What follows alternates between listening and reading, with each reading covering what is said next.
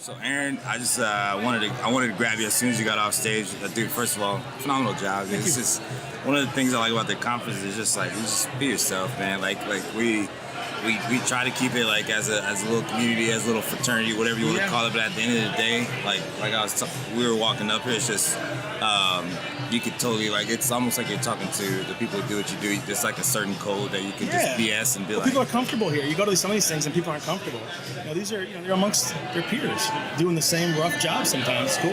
I was like when Frederick was talking. I don't know if you remember. He was like just sliding through all these animations, and when we finished, I was talking to him and I just said like, dude, most people just swipe and they're like, oh, another card, another animation. But like the people in this room are looking like, wow, the hours behind it. Well, yeah, they understand. I mean, that's just one little snippet. Right. But these people are on the front lines of that stuff and have to go build that stuff under pressure. Because I mean, what we've been talking about the last couple of days is they don't have 6 weeks to do it. They have the end of the third quarter to do it. Yeah. And I never thought about that. People who are lamenting that they have to do stuff over the course of 2 months. These guys are doing it over the course of the game. Yeah. They have pressure system. I just didn't think about that. So I don't know.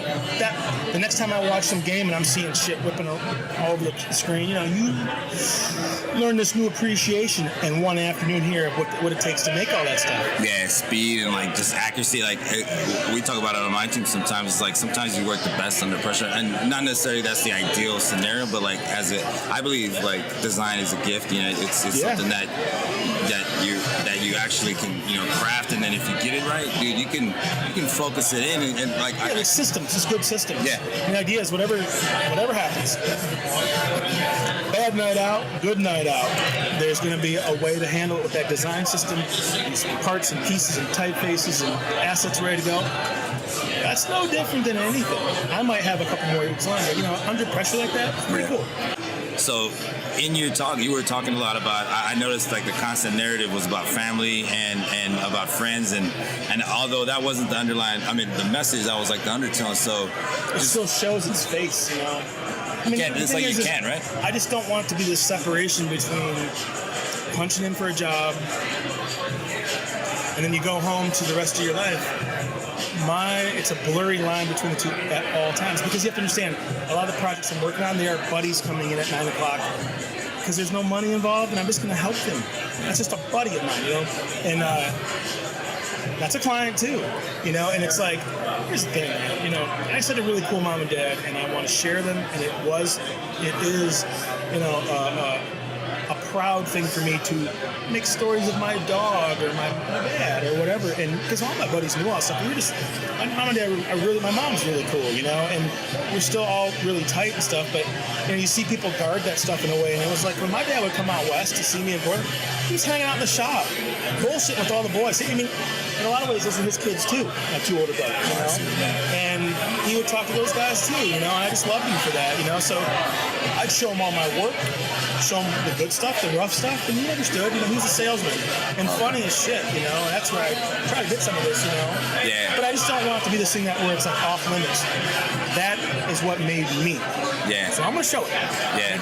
I love it. And then here's the deal: if I'm on the clock for some client and it's professional people buttoned up, I won't mess with it. I see what you mean. They only see the briefs and the rounds and the nice meetings and good emails and stuff, But the moment they're like, I want to pin with your dad's face on it, I'm in. And it happens all the time. Yeah, it's almost like your calling card, and that's good. It's good to know. It's good to know. Like,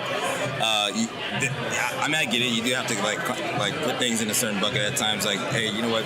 We're dealing with this with this kind of level, but at the same time, they probably came to you because of this. It's just all mixed up into one big mess, and that's.